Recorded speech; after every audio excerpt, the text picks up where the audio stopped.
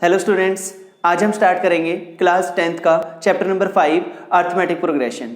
आइए स्टार्ट करते हैं चैप्टर नंबर 5। तो सबसे पहले definition of sequence, a set of numbers formed and arranged according to some definite law. Number का वही सेट जो एक किसी पर्टिकुलर कंडीशन के अंडर हम लिखते हैं। फॉर एग्जाम्पल 1, 2, 3, 4, 5 इस तरह के मैंने नंबर्स लिखे हैं और वो किसी न किसी एक पर्टिकुलर पैटर्न को फॉलो करके लिखे हैं। क्या पैटर्न इनमें फॉलो किया हमने कि जो नेक्स्ट नंबर आ रहा है वो पिछले वाले नंबर में 1 ऐड करके आ रहा है। तो नेक्स्ट टर्म होगी 6, 7, 1 1 ऐड करते चले जा रहे हैं तो मुझे नेक्स्ट टर्म यहाँ पे मिलती जा रही है। सिमिलरली हम अनदर एग्जाम्पल ले सकते हैं 2, 4, 6, 8 इस तरह से कि हर टर्म में 2 2 ऐड होता चला जा रहा है तो नेक्स्ट टर्म आएगी 10, 12 इस तरह से हम इसकी नेक्स्ट टर्म कैलकुलेट कर सकते हैं। Similarly another example 1, 1, 2, 3, 5, 8, 13 and so on. अब यहाँ भी हमने जो टर्म्स लिखी हैं, ये जो नंबर्स लिखे हैं, ये किसी पर्टिकुलर पैटर्न के अकॉर्डिंग ही लिखे हैं। यहाँ पैटर्न क्या है? 1 + 1 2, 2 + 1 3, 3 + 2 5, 5 + 3 8, 8 + 5 13। यानी कि जो नेक्स्ट वाली टर्म आ रही है वो पिछले वाली 2 टर्म्स को ऐड करके हमें मिल रही है। तो इसी पैटर्न को अगर हम यहाँ फॉलो करते हैं तो नेक्स्ट टर्म क्या आएगी? 13 + 8 21। इसी तरह से हम इस सीक्वेंस की नेक्स्ट टर्म कैलकुलेट कर सकते हैं बाय प्रीवियस पैटर्न। और ये जो सीक्वेंस के नंबर होंगे, ये नंबर होते हैं, इन्हें हम किस तरह से रिप्रेजेंट करते हैं? A1, A2, A3, A4, A5 and so on. इस तरह से हम इसे T1, T2, T3, T4, T5 से भी रिप्रेजेंट कर सकते हैं। T1 और A1 इसका मतलब होगा फर्स्ट टर्म। A2 या T2 ये रिप्रेजेंट करता है सेकेंड टर्म को, A3, T3 ये थर्ड टर्म को। इसी तरह से A4 और T4 भी फोर्थ टर्म को रिप्रेजेंट करते हैं। तो इन्हें हम बोलते हैं terms of the sequence. These are the terms of the sequence. ये सभी इस सीक्वेंस की टर्म्स हैं। इन्हीं सीक्वेंस में से वो सीक्वेंस जिसमें हर टर्म के बीच में कॉमन डिफरेंस यानी डिफरेंस सेम रहता है, उस सीक्वेंस को हम बोलते हैं अर्थमेटिक प्रोग्रेशन। हमारा जो टॉपिक है वो है अर्थमेटिक प्रोग्रेशन।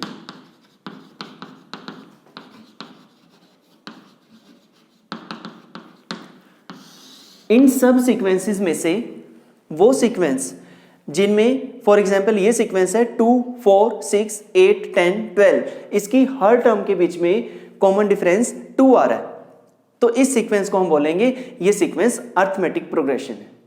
इस सीक्वेंस के कोरस्पॉन्डिंग 2, 4, 6, 8 यहाँ ये जो फर्स्ट टर्म होती है इसे हम ए से डिनोट करते हैं, ये होगा फर्स्ट टर्म। और जो इन 2 टर्म्स के बीच में डिफरेंस है उसे हम डी से डिनोट करते हैं और उसे बोलते हैं हम कॉमन डिफरेंस। ये कॉमन डिफरेंस होगा। अब इस सीक्वेंस के अकॉर्डिंग फर्स्ट टर्म 2 है और common difference second minus first ये 2 आएगा। तो कॉमन डिफरेंस भी हमें मिल गया और फर्स्ट टर्म भी। जिस सीक्वेंस में कॉमन डिफरेंस सेम रहेगा वो सारी सीक्वेंसेस क्या होंगी? अर्थमेटिक प्रोग्रेशन की सीक्वेंस होंगी। ये कॉमन डिफरेंस पॉजिटिव भी हो सकता है,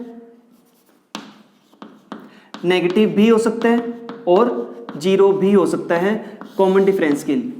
फॉर एग्जाम्पल अगर हम सीक्वेंस लेते हैं 1, 3, 5, 7, यहां कॉमन डिफरेंस कितना होगा? 2। इसमें कॉमन डिफरेंस आया 2। अगर हम सीक्वेंस ले लेते हैं 100, 98, 96, 94 एंड सो ऑन, इस तरह से यहां कॉमन डिफरेंस क्या होगा? Second term minus first term. Common difference हम निकालते हैं second term minus first term करके। तो 98 माइनस 100 तो -2, तो यहां क्या आएगा? Negative.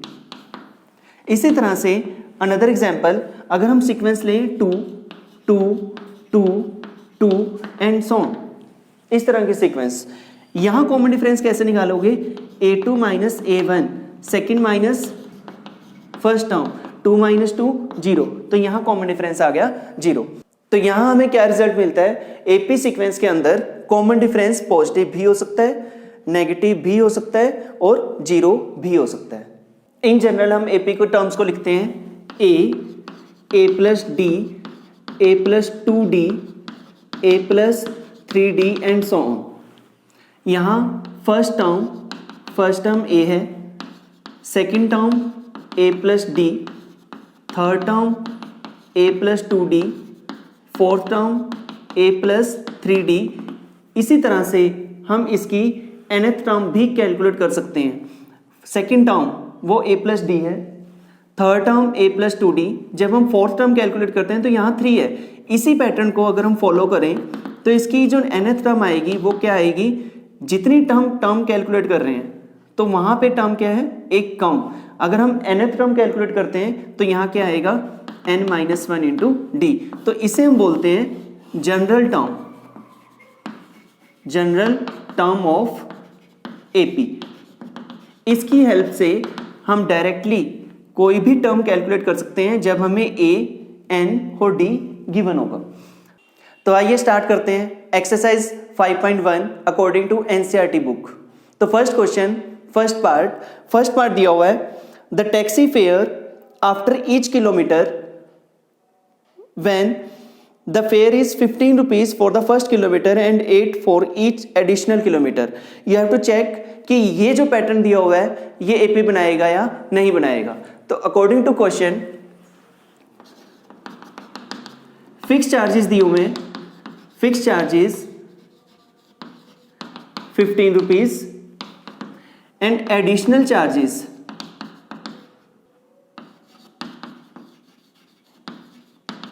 8 rupees per kilometre.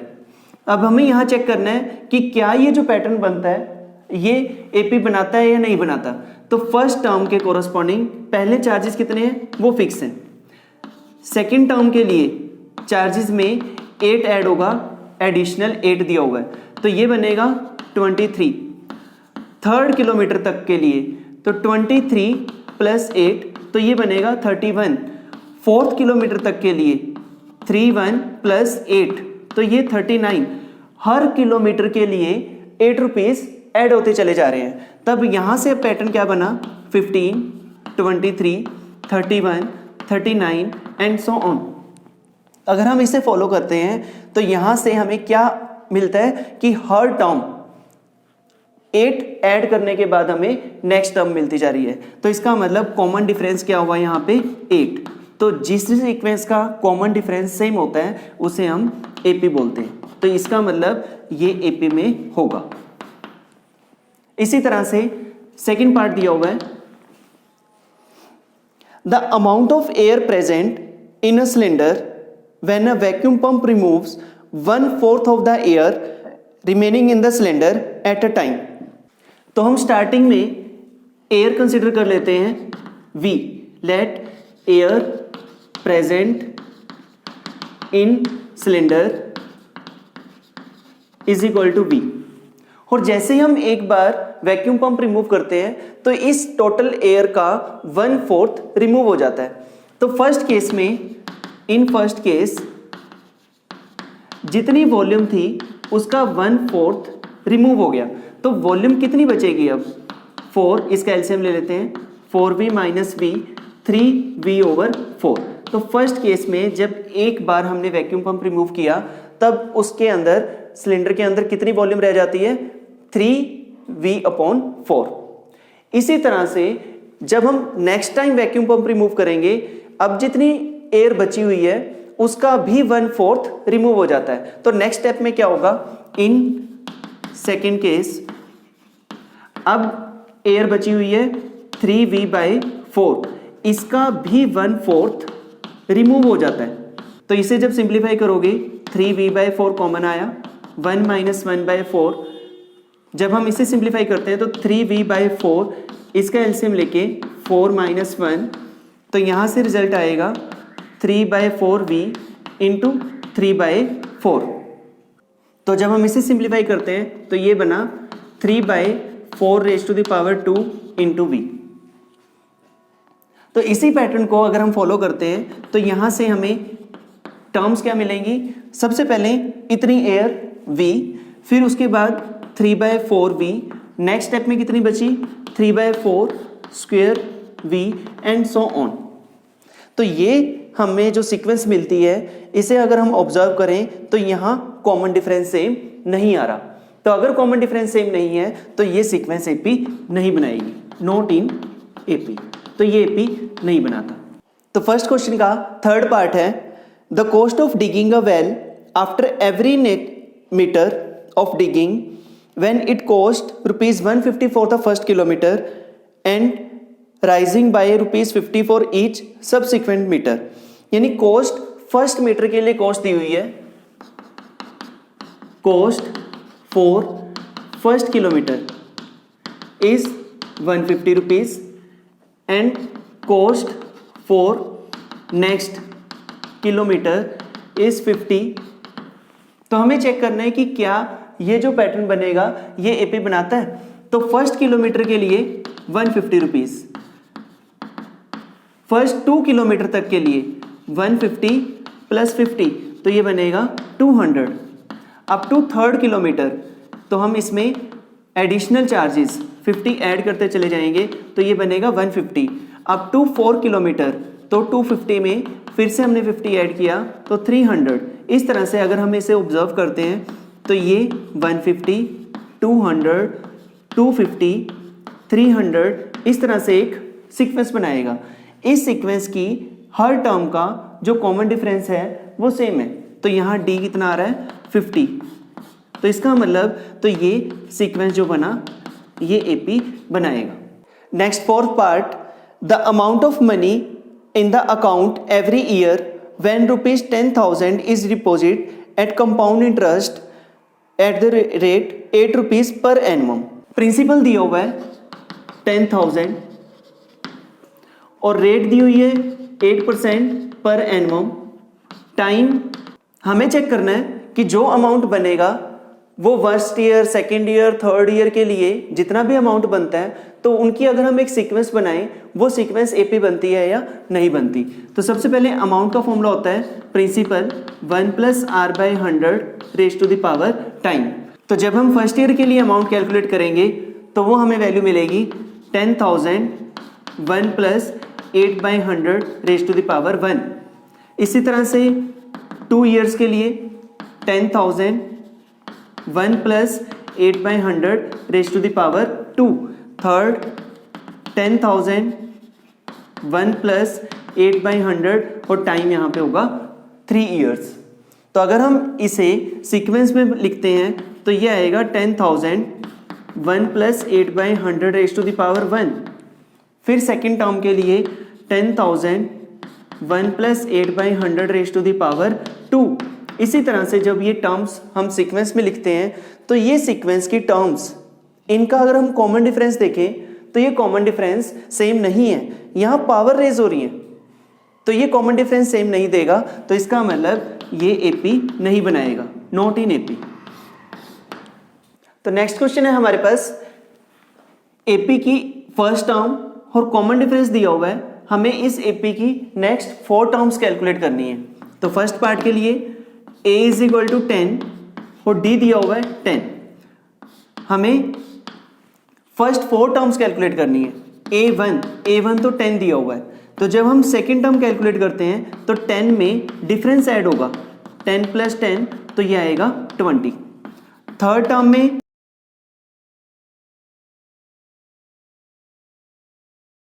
a2 + 10 तो ये बनेगा 20 + 10 30।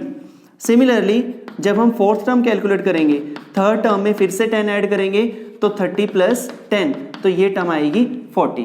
तो इस एपी की हमें 4 टर्म्स कैलकुलेट करनी थी। तो फर्स्ट टर्म आएगी 10, सेकेंड 20, थर्ड 30 और नेक्स्ट 40। इस तरह से हम इसकी नेक्स्ट टर्म्स भी कैलकुलेट कर सकते हैं। इसी तरह से सेकेंड पार्ट के लिए सेकेंड पार्ट में फर्स्ट टर्म दी हुई है -2 और कॉमन डिफरेंस है 0।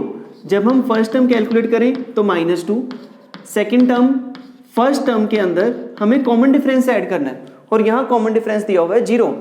तो -2 + 0 तो ये आएगा -2।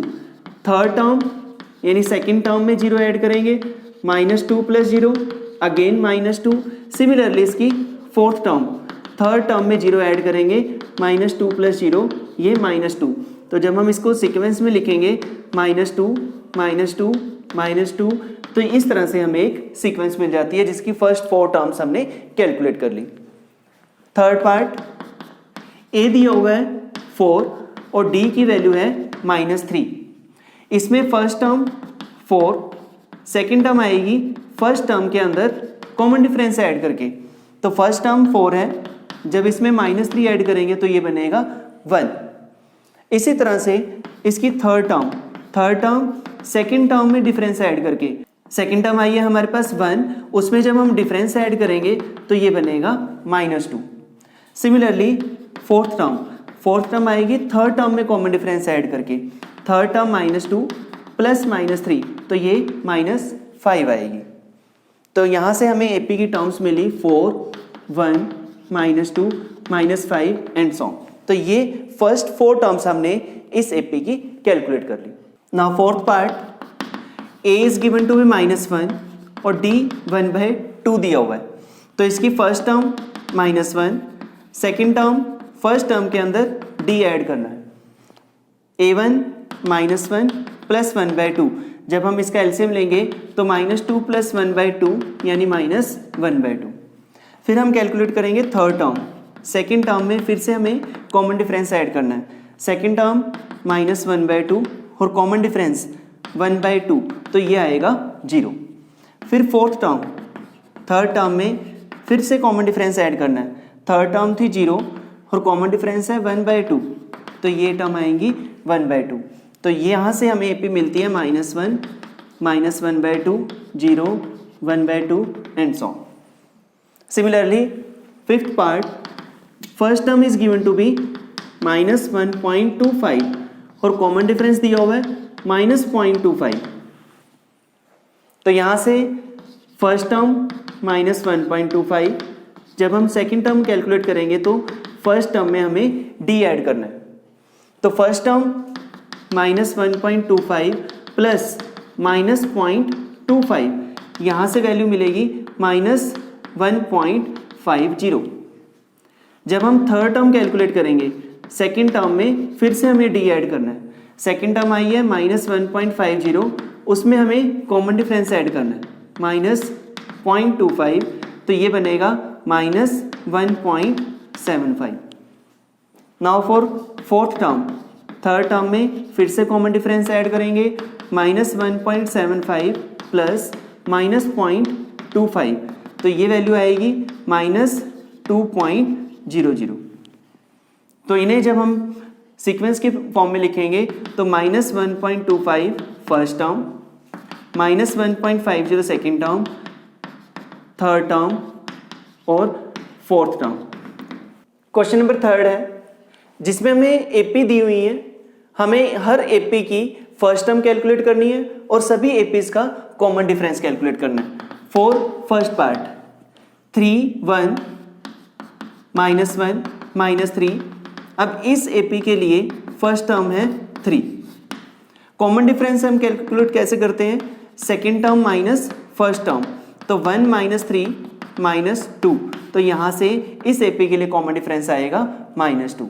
सिमिलरली सेकेंड एपी के लिए -5, -1, 3, 7 एंड सो ऑन, तो यहाँ से फर्स्ट टर्म है -5 और कॉमन डिफरेंस जब हम कैलकुलेट करेंगे a2 - a1, सेकेंड टर्म है -1 माइनस ऑफ -5, जब हम इसे सिंप्लीफाई करेंगे तो -1 + 5 तो कॉमन डिफरेंस आएगा 4।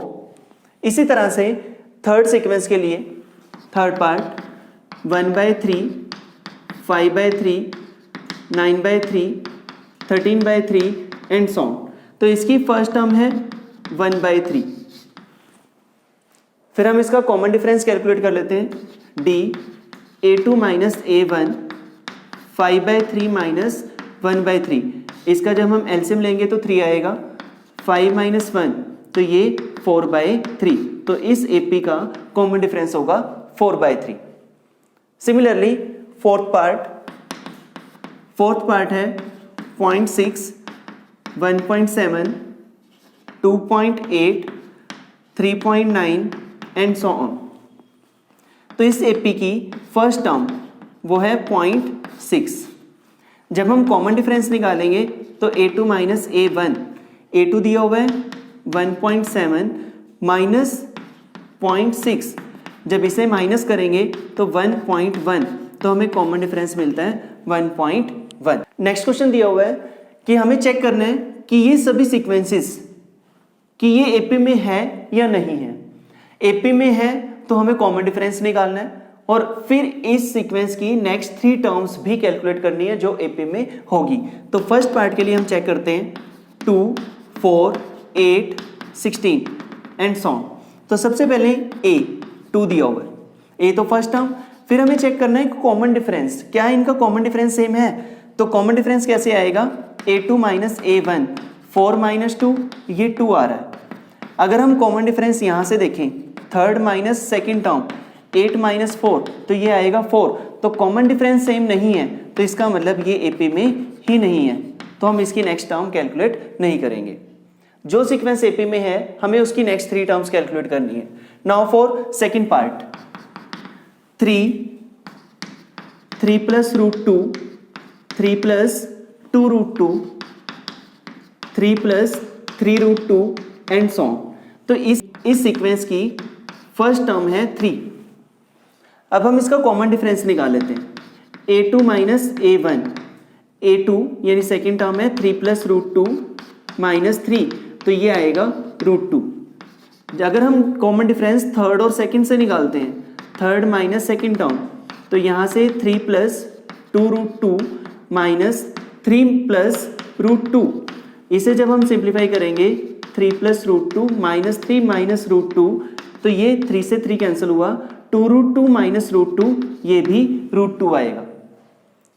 सिमिलरली जब हम कॉमन डिफरेंस फोर्थ और थर्ड से निकालेंगे, a4 माइनस a3, तो 3 plus 3 root 2 minus 3 plus 2 root 2, तो यहाँ से वैल्यू आएगी 3 रूट 2 माइनस 3 माइनस 2 रूट 2, 3 से 3 कैंसिल हुआ, 3 रूट 2 माइनस 2 रूट 2, फिर से हमें रूट 2 ये मिल गया।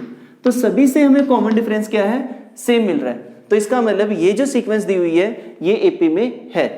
तो अगर ये सीक्वेंस एपी में है तो मुझे इसकी नेक्स्ट टर्म निकालनी है, यानी मुझे इसकी फिफ्थ टर्म निकालनी है। तो फिफ्थ टर्म कैसे आएगी, फोर्थ टर्म के अंदर कॉमन डिफरेंस ऐड करके।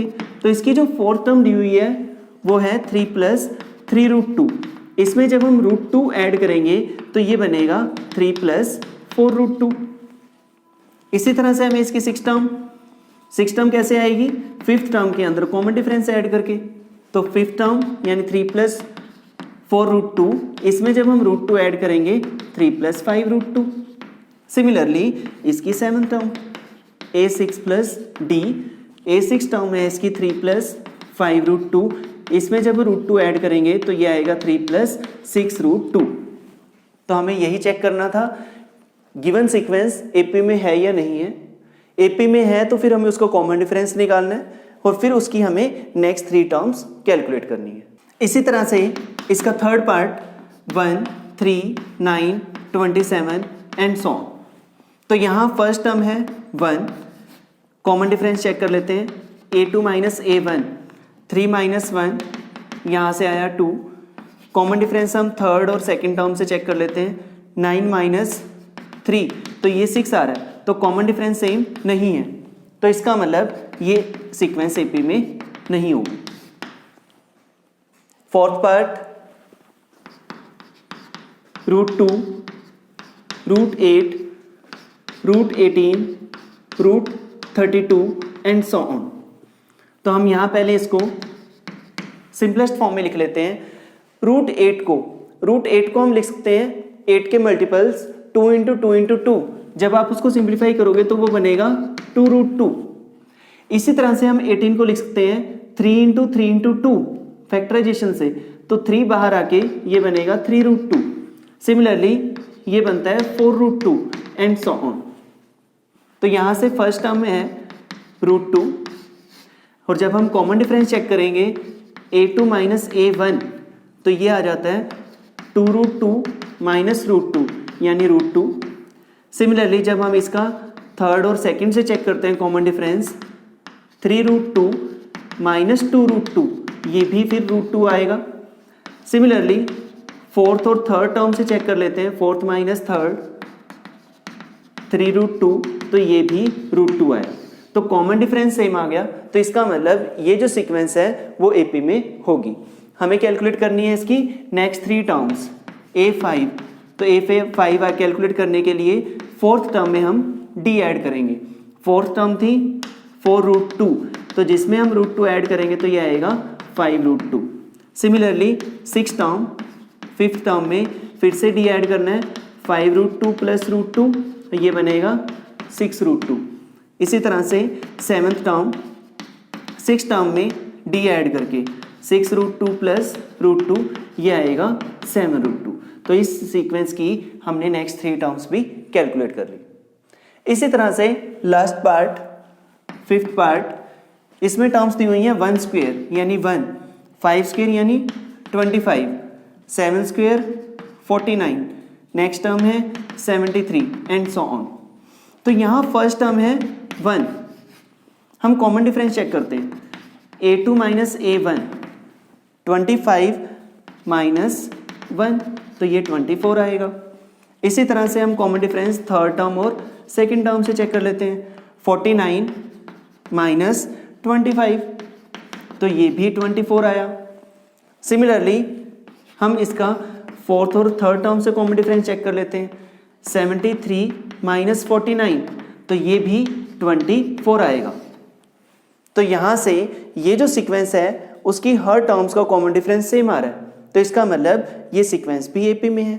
तो ये सीक्वेंस भी AP में है, तो हम इसकी भी नेक्स्ट 3 टर्म्स कैलकुलेट कर सकते हैं हर टर्म्स में 24 ऐड करने के बाद। हम इस सीक्वेंस की भी फिफ्थ, सिक्स और सेवन्थ टर्म कैलकुलेट कर सकते हैं हर टर्म में 24 ऐड करने के बाद। तो स्टूडेंट्स, आज हमने NCERT बुक के according chapter number 5 exercise 5.1 complete की। आपके कोई भी क्वेरीज या कोई भी डाउट्स हों आप हमें कमेंट कर सकते हैं, या स्क्रीन के नीचे व्हाट्सएप नंबर दिया हुआ है आप उस पर व्हाट्सएप भी कर सकते हैं।